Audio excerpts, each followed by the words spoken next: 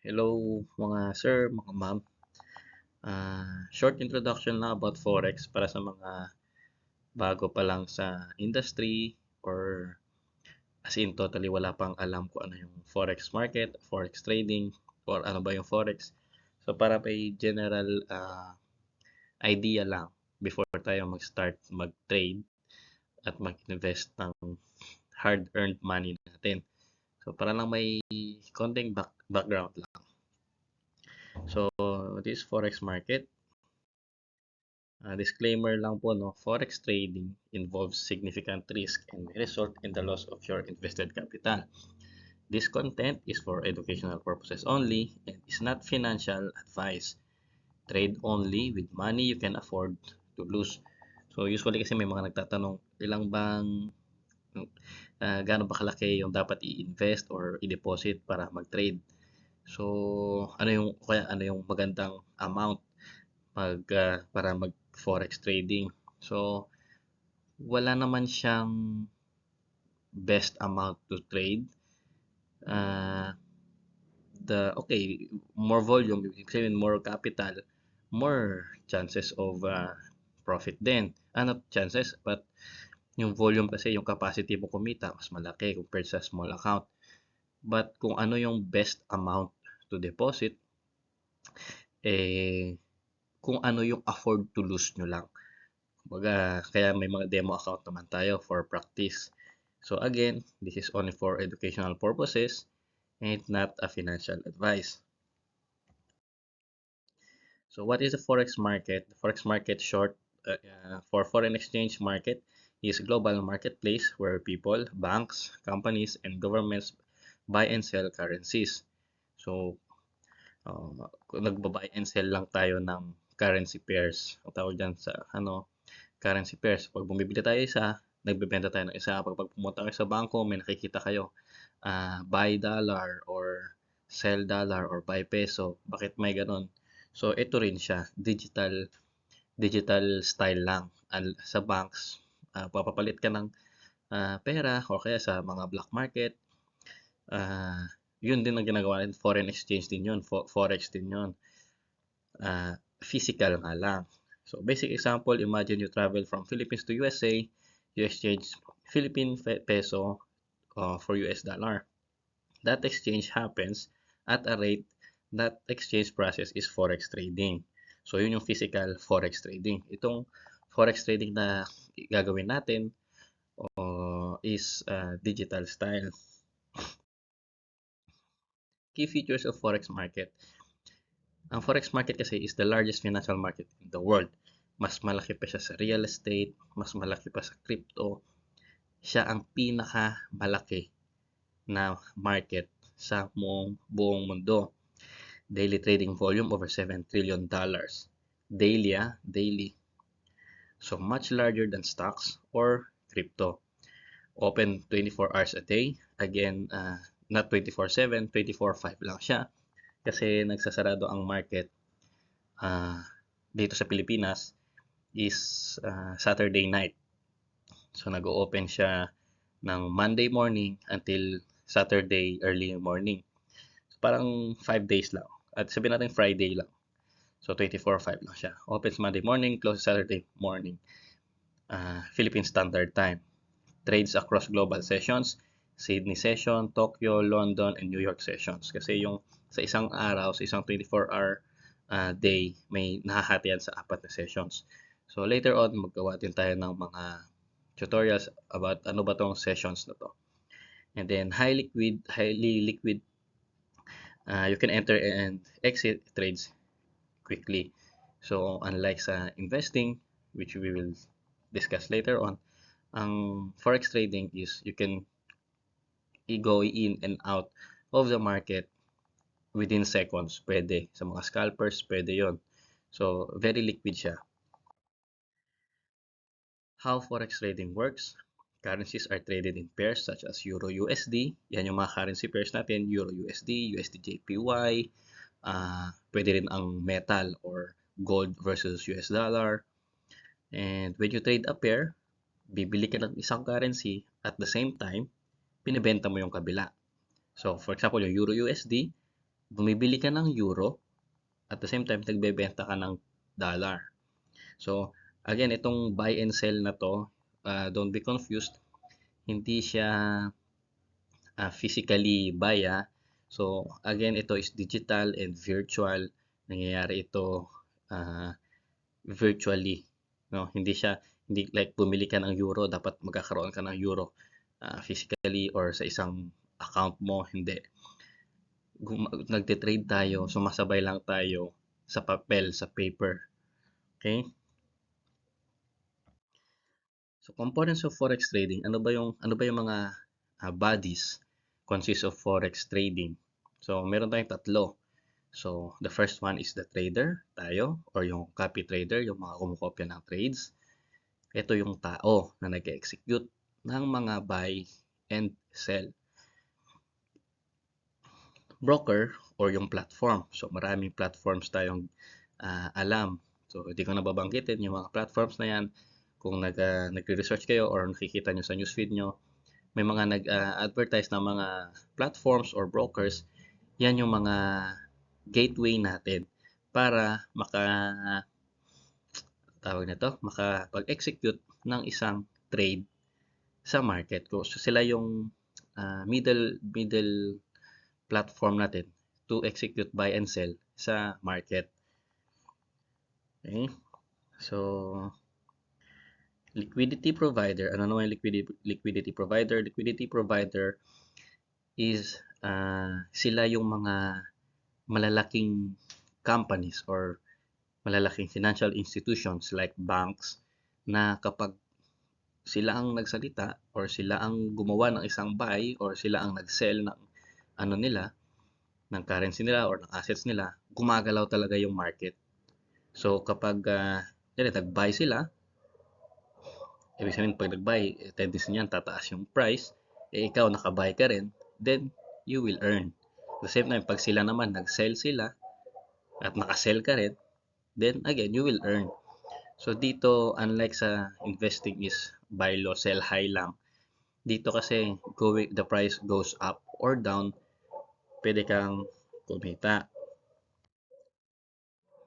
So forex is the reflection of the economy. Bakit natin nasabi na reflection of the economy? Kasi yung ano natin, yung pera natin, yan yung mirror ng ano natin ng economy natin. So kapag mataas yung dolyar kontra piso, ibig sabihin mahina ang economy ng Pilipinas. Pero pag nababalitaan natin sa mga news na tumataas ang halaga ng piso kontra dolyar or kontra sa ibang mga currency, ibig sabihin gumaganda yung ekonomiya natin. So it's just a reflection, but it's not the economy itself, but something that can be based, no? Currencies moves in on how investors view a country's economic health, such as interest rates, inflation, employment, GDP, political stability, central bank decisions. When country's economy is strong, its currency tends to appreciate or tumataas. When it weakens, the currency tends to depreciate or bumababa. So again, economics, pag nag-aaral ka ng economics, maririnig nyo naman yung law of supply and demand. So very basic. Ano ba tong buy and sell or supply and demand? For example, pag bumibili tayo, nagki-create tayo ng demand. For example, kapag taglamig, bumibili tayo ng jacket. Ano ba yung in demand na bilhin kapag malamig? So like jackets, bonnet, diba? Mga jogging pants. So kapag bumibili tayo ng mga products na yon, tumataas ang demand nung mga products na yan, ng mga jacket na yan. Ano nangyayari sa kanila? Tumataas ang price nila kasi in demand sila. Okay? Kapag nagse-sell naman tayo, nagbebenta tayo virtually, nagbebenta tayo in a virtual market, ha? So imagine ikaw at may virtual market. Kunyari, ano naman, sabihin natin kutsara, diba? Spoon. So nagbebenta tayo ng virtual spoon sa market. So So kapag nagbebenta tayo, anong nangyayari sa spoon sa virtual markets? Dumadami yung supply ng kutsara doon sa market. So dumadami ang supply. Kapag maraming supply, maraming pwedeng bilhin. So yung presyo nun ng kutsara bumababa. Kapag lumiliit naman ang supply ng kutsara sa merkado, nagiging in demand siya. Kaya tataas ang presyo niyan. So, yun yung nangyayari kapag nagbabay tayo, we want or we expect the price to move up or to appreciate. Dapat magsisell lang tayo kapag we expect the price of the currency pair that we're trading to go down. So, basic law of supply and demand lang siya. Investing versus trading. So, yun sabi ko kanina, i-discuss natin kaunti yung investing. So, investing is parang sa stocks. Diba? Bibili tayo ng stocks kapag mababa yung price. Diba? So, yung iba, kinakabahan, nagbebenta ng stocks nila kapag mababa na kasi natatakot masunog or maliquidate. So, yung iba naman, kapag may capacity to buy again stocks, kapag mababa yung price, bumibili sila ng stocks nila. Kapag tumaas na yung presyo ng stocks na yun, ibebenta nila. So that's buy low, sell high. Yun ang technique sa investing. It's a long-term wealth accumulation. So maghihintay ka lang bumaba and then buy. Kapag tumaas, benta mo. Again, repeat. Ganun lang siya ang investing. So katulad din yan ng real estate, mga ganyan. So that's investing. Sa trading, iba. Again, sabi ko kanina, pwede kang kumita kapag bumaba ang price. Pwede kang kumita kapag tumaas ang price. So, pwedeng short term, pwedeng long term, as long as hindi nasusunog yung account mo, which is the goal. Tandaan natin, pag mag-trade tayo, huwag nating habulin yung profit.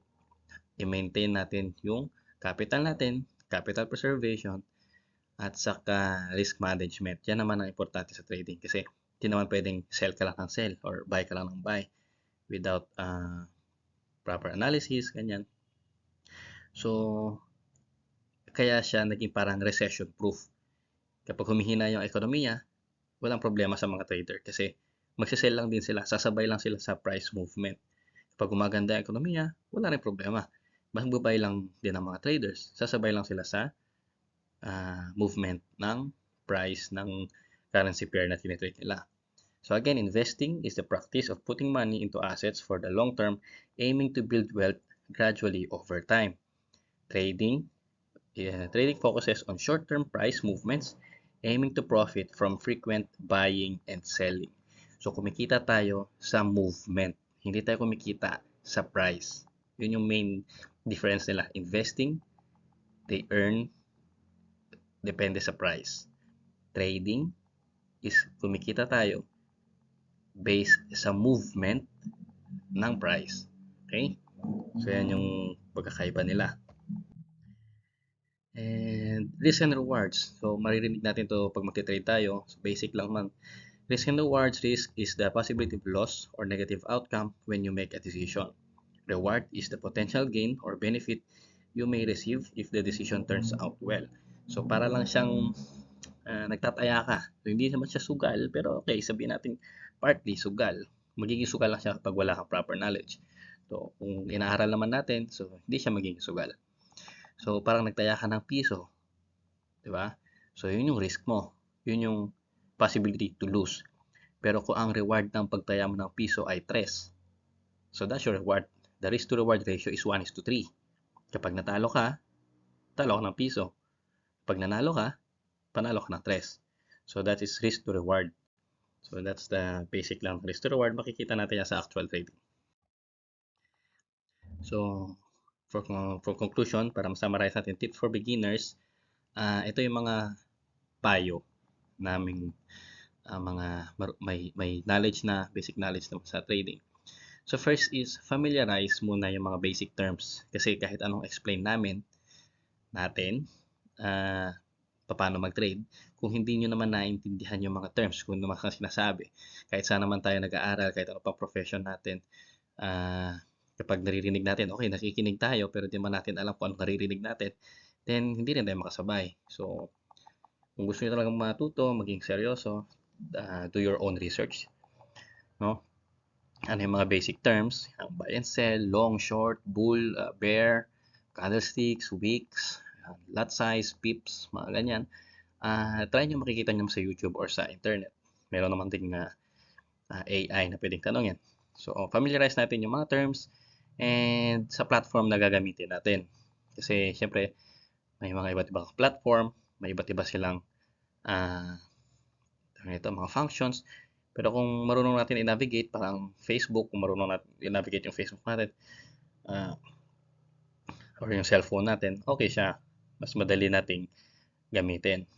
Another tip is study or copy. So again, yung study is okay, partly familiarized. Demo account lang muna gamitin natin bago tayo mag-live account. Yung demo account is parang practice account natin. Virtual money lang siya. Doon tayo mag-trade, mag-execute ng buy and sell. Matalo man natin yon, wala tayong in-invest na actual money. Virtual money lang naman yun. Para lang makita natin paano ba yung kiniklik natin, saan ba nag-click, ano bang ilalagay na lot size, maging makita lang natin paano gumagana yung MetaTrader, ganyan. Or, pwede tayong mag-copy trading. Para kung gusto nyo lang kumita habang nag-aaral, pwede naman. Yung copy trading is parang kakopy lang kayo ng isang trader, mamili kayo ng profitable trader, para kapag kumikita siya, kumikita ka na rin. Yun nga lang, pag matalo siya, matatalo ka rin. So, nasa sa inyo kapag paano kayo mag-aaral. Ang isang kinaganda sa may copy trading, medyo nandun na yung risk eh. So, nandun na yung papasok yung emotions natin, yung fear natin, or yung greed natin, papasok, which is number one na kailangan natin aralin aside from technical analysis and fundamental analysis or yung pagbasa natin ng charts. So, pinakamalaking kalaban natin is yung emotions natin, paano natin i-manage yung trades kapag natatalo tayo at kapag nananalo tayo. And last but not the least, and very important tip, start small. So, invest only what you can afford to lose. Hindi porket trading, uy, malaki ang kita dyan. Okay, oo, tama, pwede. Pero, malaki rin ang chance matalo kapag na-mismanage. No? Yung iba, iuutang para magte-trade. Huwag ganon. O kaya yung mga savings nyo, nakita nyo mabagal kumita, ilagay natin sa forex kasi malaki daw kita doon. Huwag ganon. Savings is savings. Magtabi kayo. Kung gusto mag-forex, magtabi kayo just for forex. Mas okay yan. Saka start small. Pero ang best choice, mag-demo account kayo. Walang matatalo doon. Though, okay, ang matatalo mo doon is yung time. Pero kung in terms of money, wala pa kayong matatalong actual na pera sa demo account. Okay? So, yun lang naman yung natin, mga tips natin. Beginners in forex trading should first take time to learn how the market works before using real money. Understanding basic concepts like currency pairs, lot size, leverage, and stop loss is important to avoid unnecessary mistakes. Practicing on a demo account helps beginners gain experience and confidence without risking capital. Proper risk management is essential in forex trading. Beginners should risk only a small portion of their account on each trade and always use a stop loss to limit losses. Keeping strategies simple, avoiding overtrading, and using low leverage can help protect that trading account. Emotional control is also very important. Traders should avoid making decisions based on their fear or greed and accept that losses are part of the process. With patience, discipline, and continuous learning, beginners can gradually improve and be profitable. Okay? So, walang nangyayari overnight. Kasi kung madali lang ang trading, ay madali siya aralin. Pero ang mahirap aralin ay yung sarili nating emosyon. Paano natin mapapractice na maging kalmado lang pag natatalo or natanalo. So, yun lang guys, yung basic introduction natin sa Forex. Standby lang sa group chat, no? Pag may mga bago tayong tutorial, maglalagay din ako ulit sa group chat. Thank you and welcome to the Forex industry.